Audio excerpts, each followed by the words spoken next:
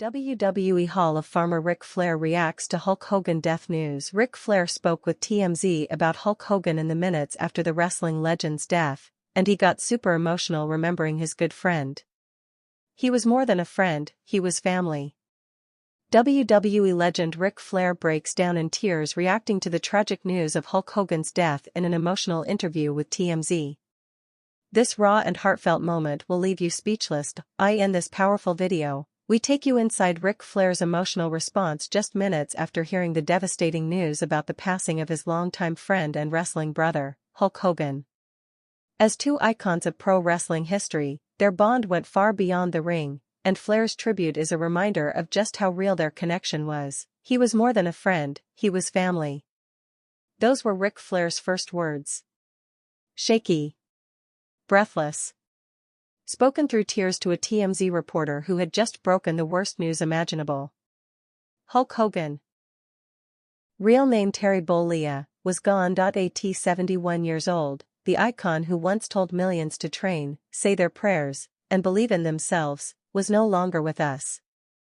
A legend silenced by cardiac arrest. And the world of professional wrestling stood still, but no one felt it like Ric Flair. It had only been minutes since the world learned of Hogan's death. The wrestling community was scrambling for statements, reactions, tributes. But Ric didn't need a press team or a polished quote. He didn't need time to collect himself. Because there are some losses that time can't prepare you for. TMZ's camera clicked on. Ric stood there, eyes hollow, hands trembling, lips dry from grief. At first, he said nothing. Just silence, an unbearable pause that felt like an eternity. He looked down at the ground, then back up. He was more than a friend, he began, voice cracking, he was my brother. And then the tears came. For decades, they were the twin towers of professional wrestling. Hulk Hogan, the heroic megastar with unmatched charisma, and Ric Flair, the styling, profiling, limousine-riding icon with the gold belts to prove it. Together, they weren't just characters. They were culture. They were history, but behind the robes, behind the bandanas, behind the blinding lights and roaring crowds, there was a real friendship. One built on blood, sweat, loss, and loyalty. And now, Flair, alone, was left to carry that torch. He took a long breath, one that looked like it hurt. I don't think I've cried this hard in years, he whispered. Not since Dusty. Not since Reed. The camera zoomed slightly closer. His eyes were red. Glassy. The nature boy, the man who survived a plane crash, the man who came back from near death himself, was falling apart in real time. But it wasn't just grief, it was guilt. You could see it written all over his face. Like maybe he'd missed a call. Or didn't get to say goodbye. He turned to the reporter, gently shaking his head. You always think there's time. But there isn't. Then, he reached into his coat pocket. Not for a tissue. Not for his phone. But for a folded photograph. It was old. Creased. A picture of him and Hogan, laughing in the back of an arena locker room, shirts off, arms over each other's shoulders, championship belts draped across their laps like war trophies. They looked immortal in that photo. Two kings. Untouchable. But time catches up to even the immortals. Ric stared at it like it was all he had left. We weren't supposed to get old, he muttered. We weren't supposed to die. As the wrestling world flooded social media with tributes, memories, and highlight reels, Ric Flair wasn't posting. He was pacing. In a hotel hallway. Alone. Phone off. Eyes swollen, because his grief wasn't content for clicks. It was real. He paused again in the interview, running a hand over his slicked back hair, then pressing his fingers against his eyes. I talked to him last week, he said softly. He told me he felt tired. I said, brother, you've carried this business on your back for 40 years, you've earned rest. Then Ric paused again. Looked up at the camera. But I didn't know it would be forever. He turned away for a moment. The camera shook slightly, following him as he stepped toward a wall and braced his arm against it. You could hear him choking back sobs, the kind of cry that only comes when you've lost someone who knew you before the fame, before the pain, before the world crowned you royalty. And for Rick, Hogan was that person. They weren't just co-workers. They weren't just rivals. They were survivors. Through the steroid scandals, the injuries, the divorces, the betrayals, the lawsuits, these two stood tall. They watched the business rise. Fall. Rise again. They watched as the world changed. As their friends dropped like flies. As their own bodies betrayed them. I used to be scared of dying, Flair said quietly, turning back toward the camera. But now I'm just scared of living without the ones I love. There was a moment of stillness, then the reporter asked, "What would you want people to remember about Hulk Hogan?" Rick didn't even hesitate. That he gave more than he ever took. That he made kids believe in heroes. That he wasn't perfect, but damn it, he tried. And in this world? That's everything. A pause. The camera caught a single tear tracing down his cheek. He'd give you the shirt off his back. And then he'd tear it off and make you laugh while he did it. The corner of Rick's lip curled into a soft, tired smile. It was the first time he smiled since the camera started rolling. And it only lasted a second, because then the smile faded. And he whispered, almost to himself, "I should have told him I loved him more." Behind Rick, a television in the hotel lobby was playing old footage. WrestleMania 3. The Silverdome. 93,000 fans on their feet. Hulk Hogan body slamming Andre the Giant. The camera slowly panned toward the TV, the echo of the crowd faintly playing in the background, and Rick, he just stared. "Wrestling lost its heartbeat today," he said. "And I lost my brother." Fade to black voiceover, gentle and solemn, in loving memory of Hulk Hogan. 1953 to 2025. You made the world believe in heroes. Cut to archival footage of Hogan and Flair embracing in the ring, both older now, graying, but smiling. As if time had no power over the bond they shared. Then, one last frame, Ric Flair, standing alone in a dark hallway, looking up, eyes full of tears, fists clenched by his side, and the words appear in silence, "Wah." A sound once shouted in celebration, now whispered, in mourning. The silence after Ric Flair's tribute was deafening. But only for a moment, because when news of Hulk Hogan's death swept across locker rooms, green rooms, arenas, and households around the world, there was a sudden wave of shock. And then, heartbreak. WWE headquarters lowered the flag outside its Stamford offices. For once, the politics of wrestling paused. The rivalries, the feuds, the egos, they all stopped. Because when someone like Hulk Hogan dies, it's not just a loss. It's a collapse. A piece of the very foundation crumbles beneath you, and that's exactly how it felt to those who shared the ring with him. John Cena was one of the first to respond. The man often called the Hogan of his generation didn't need to say much. A single post. No filters. No PR polish. Just a photo. Cena and Hogan backstage at WrestleMania 30, arms locked, sweat-soaked, and smiling like brothers. Under it, 6 words, "Thank you for showing me how." Then silence, because grief doesn't always need an essay. Sometimes, the silence says more elsewhere. Randy Orton, normally reserved in interviews, broke during a podcast taping scheduled just hours after the news broke. They were mid-discussion about current storylines when the host paused and showed Orton the notification on his phone. The room fell still. Orton read it. Then slowly removed his headset. "You're kidding," he said. "Tell me that's not real." But it was. And for the next 10 minutes, he just sat in silence. Eventually, he whispered, "He helped my dad, you know? Backstage in the 80s. When my dad was getting lost in the shuffle, Hogan pulled him in. Said, 'That man's got something.' He didn't have to do that. But he did. That's who Hulk was." Tears welled up in his eyes. And now he's gone. In Florida, at the Performance Center, where WWE's Next Generation trains day in and day out, a moment of silence was observed before practice began. The room, usually echoing with bumps, slams, and yelling, stood eerily quiet. Some of the youngest wrestlers had only known Hogan through VHS tapes or action figures. But they knew. They knew, because Hulk Hogan was wrestling, not just a wrestler. Wrestling itself. Shawn Michaels, the Heartbreak Kid, issued a statement through his representative. But the rawness leaked through every line. We fought. We laughed. We clashed.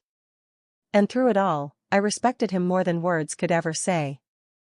Hulk Hogan was the son of this industry, too bright to ignore, too powerful to touch. Today, the light feels dimmer. And my heart is shattered.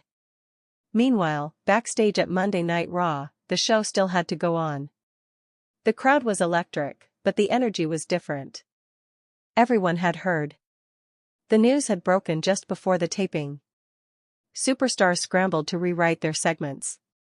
Producers rushed through whispers and handshakes.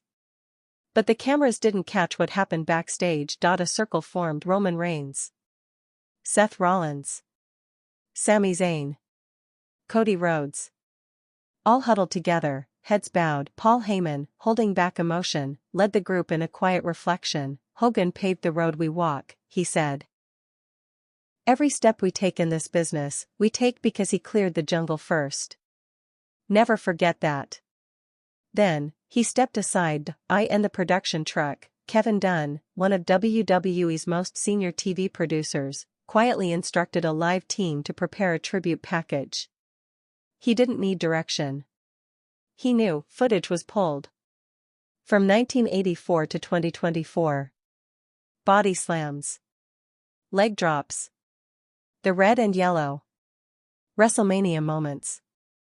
That unforgettable theme music, I Am a Real American, blaring through arenas like a national anthem for fans who never cared about borders. In Stamford, Vince McMahon, no longer active, but still a looming presence, released a rare, deeply personal statement. There would be no global WWE without Hulk Hogan.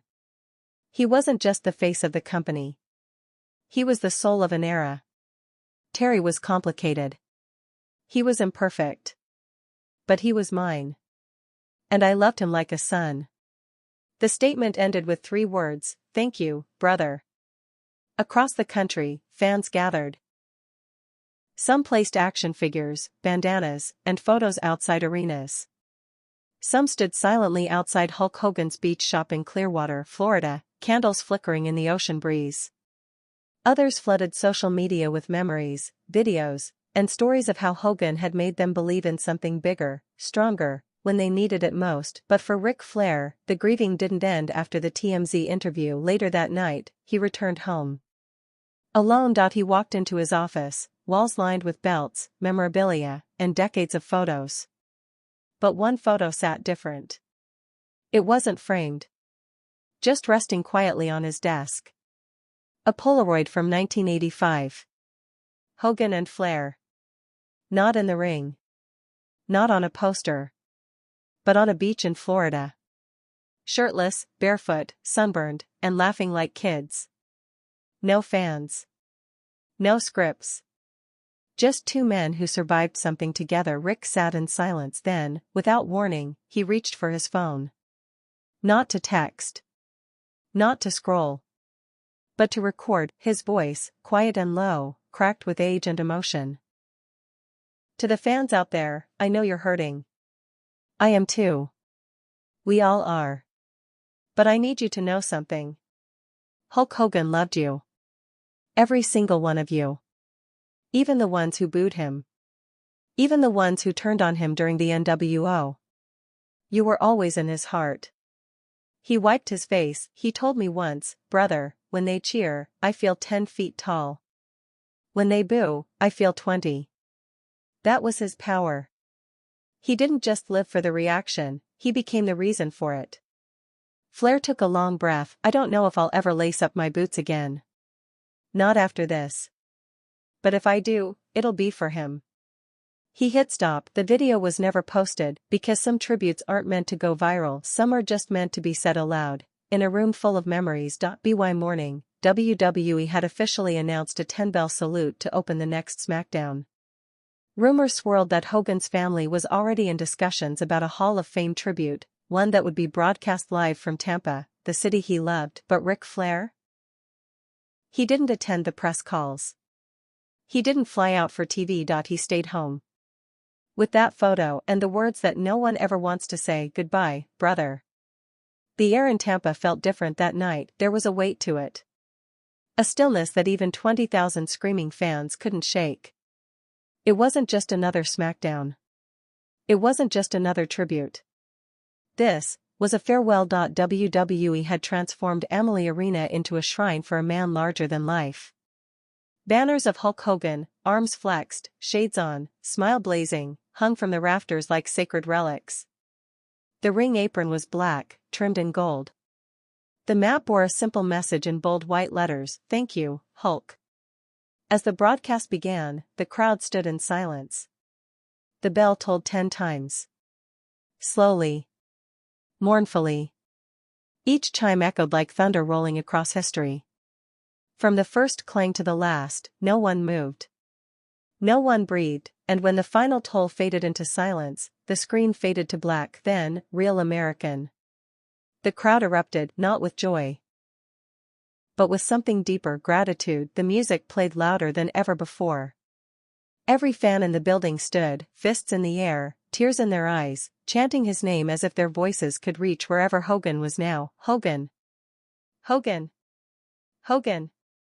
Backstage, WWE legends gathered, shoulder to shoulder in solidarity. Stone Cold Steve Austin, Trish Stratus, Booker T, Lita, Shawn Michaels, JBL, Randy Orton, even The Undertaker. The entire locker room had flown in. No storyline. No angles. No gimmicks, just love. Triple H stood in the ring, microphone in hand. But for a long moment, he couldn't speak. He looked around, at the sea of fans, the tribute banners, the faces of peers who had grown up idolizing Hogan. His jaw clenched, then he whispered, "He was the first hero I ever had." The crowd roared, "He was the reason I picked up a weight. The reason I stepped into a gym. The reason I believed that maybe, just maybe, I could become something more." He paused, voice shaking. "And tonight, we don't just mourn him. We celebrate him." Then came the tribute package. A 6-minute masterpiece. Years of footage, grainy VHS to 4K Ultra HD, stitched together like scripture. WrestleMania 3. The leg drop. The finger wag. The red and yellow. The NWO heel turn. The return in 2002. Hulk Hogan vs. The Rock.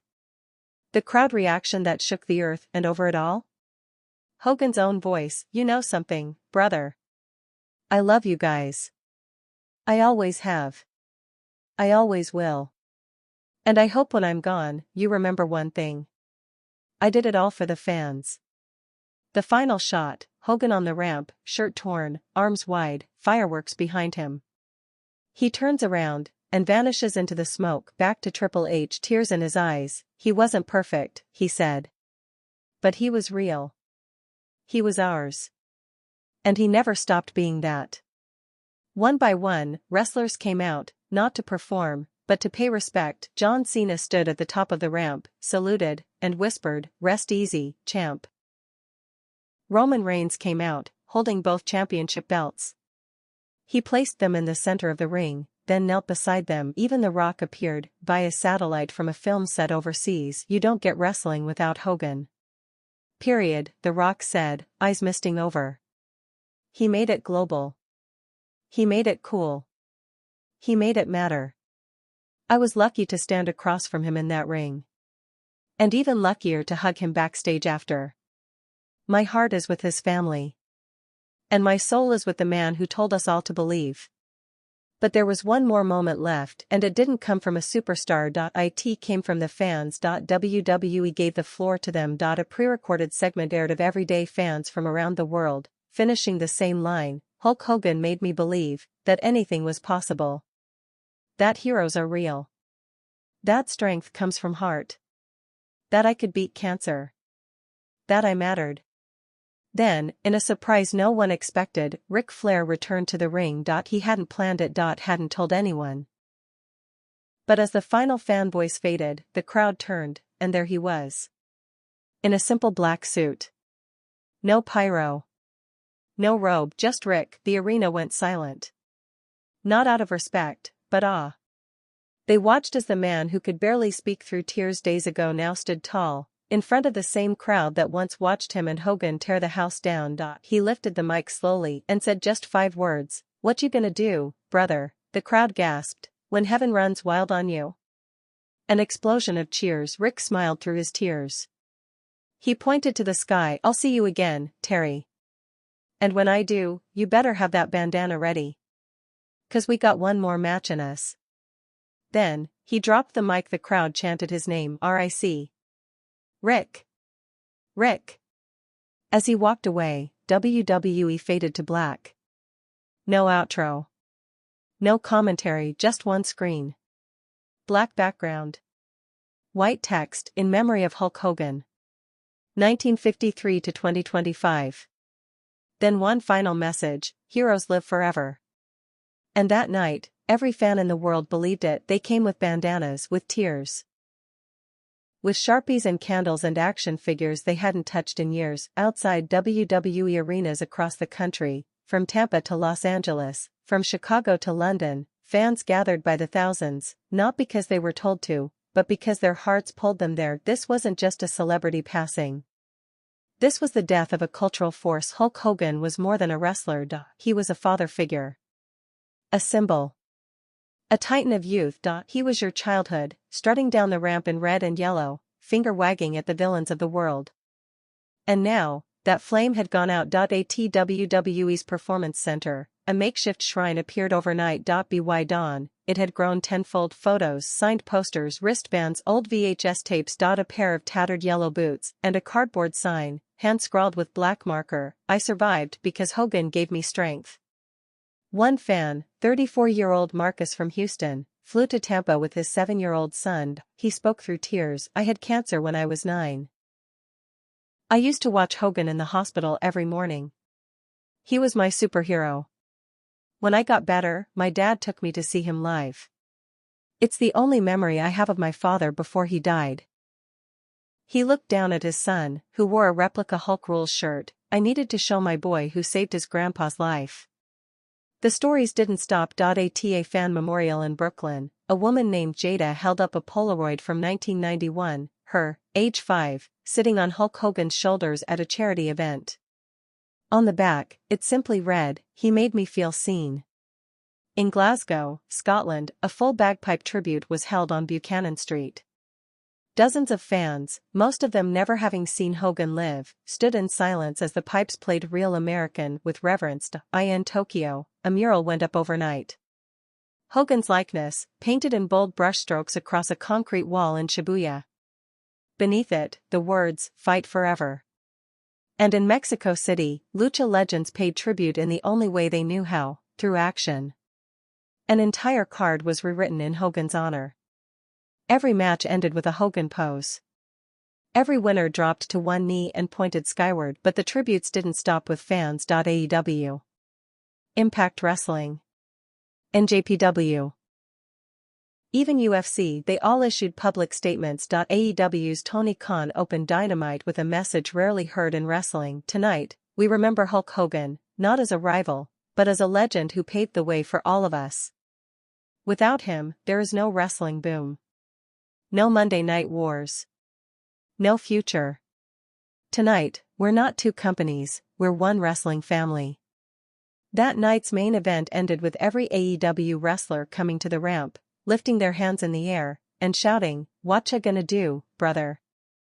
It was a moment that transcended brand loyalty. Over at UFC, Dana White opened Fight Night with a custom video package highlighting Hogan's influence on the crossover between wrestling and MMA. Conor McGregor even posted a rare, unfiltered tribute. "He made fighting feel like mythology. RIP to the legend."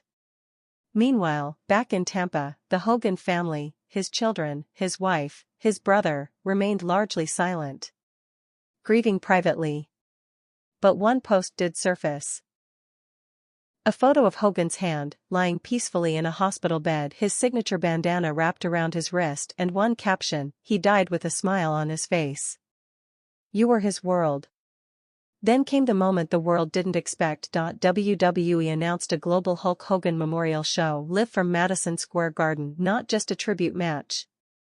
Not a segment. An entire night dedicated to Hulk Hogan and Ric Flair. He asked for one last thing, to be the one to say goodbye. The request was approved. ASMSG sold out in record time. Fans across the globe braced for the most emotional event in wrestling history. But behind the curtain, behind the glamour and pyro and posters, Flair sat alone. A week had passed since the TMZ interview. A week of shaking hands, wiping tears, hearing stories, but nothing could prepare him for this final send-off. A camera caught him backstage, sitting on a bench, eyes closed, bandana in one hand, and a prayer on his lips. He wasn't the nature boy tonight. He was just Rick, just Terry's friend. He opened his eyes, then slowly stood and walked toward the curtain. One last time the lights dimmed, the crowd stood, and then, silence. Madison Square Garden, the mecca of pro wrestling, the building where Hulk Hogan became immortal, now transformed into a cathedral of grief, gratitude, and gold. Every corner of the arena glowed in soft amber light. The Jumbotron, normally roaring with promos and pyrotechnics, faded into a black screen. One name appeared in glowing white letters: Hulk Hogan. 1953 to 2025. The fans didn't chant, they just wept. The ring was draped in red and yellow. A single spotlight fell on the center. There, on a velvet-draped pedestal, lay Hogan's boots. Laced, polished, untouched. Next to them, folded with care, was his bandana, and resting atop both, his iconic feathered boa. For several minutes, the arena remained silent. Then, softly, subtly, a familiar voice echoed through the speakers. "I am a real American." The crowd didn't erupt, they sang every word. Tens of thousands of voices, trembling but defiant, singing Hogan's anthem not in celebration, but in farewell. When the final note faded, the screen changed again. A montage began, raw, unfiltered, eternal. Hogan slamming Andre, Hogan hugging young fans, Hogan lifting Randy Savage's hand at WrestleMania, Hogan bowing to the crowd in Japan, Hogan, years older, dancing in the ring with his grandchildren. And finally, Hogan and Ric Flair embracing backstage after their last match together. The voiceover wasn't from WWE. It was Hogan himself, from a podcast. A long-forgotten quote that now felt like prophecy. "When I'm gone, brother, I don't want tears. I want cheers. I want people to know I gave them everything. The blood, the sweat, the leg drops. All of it. For them." Then, darkness. A single spotlight. Ric Flair entered. No robe. No theme. No fireworks. Just him. A man in a black suit with red trim. A trembling hand clutching a microphone. His walk slow, deliberate, weighted by decades of history. He stood in the center of the ring, paused, looked out at the fans, then looked up, and for a moment, Ric Flair said nothing, not because he didn't know what to say, but because everything had been said. His voice cracked as he began. "I've been in this business for 50 years. And I've buried a lot of brothers. But this one," he stopped. The crowd whispered, "Wuh." He nodded, smiling through tears. He would have loved that. Then, Rick turned his body to the pedestal. Staring at the boots. "Terry Jean Bollea was my friend. My rival. My family. We fought in Tokyo, we fought in Vegas, we fought in Philly, and we fought at WrestleMania. But we always hugged after. Always." He paused, looking down. "You all saw the superhero. The muscles. The flexes. The leg drops. But I saw the man. I saw the guy who stayed up with me in a hospital room after my son passed. I saw the man who called me every single day after my coma. I saw the brother. And if you ask me what his greatest match was, it wasn't against Andre. It wasn't against Warrior. It wasn't against The Rock." He stepped forward. It was against time. A beat of silence. He kept fighting, even when he couldn't wrestle. He kept smiling, even when he was in pain. He kept being Hulk Hogan, even when the world told him to stop. And tonight, in this ring,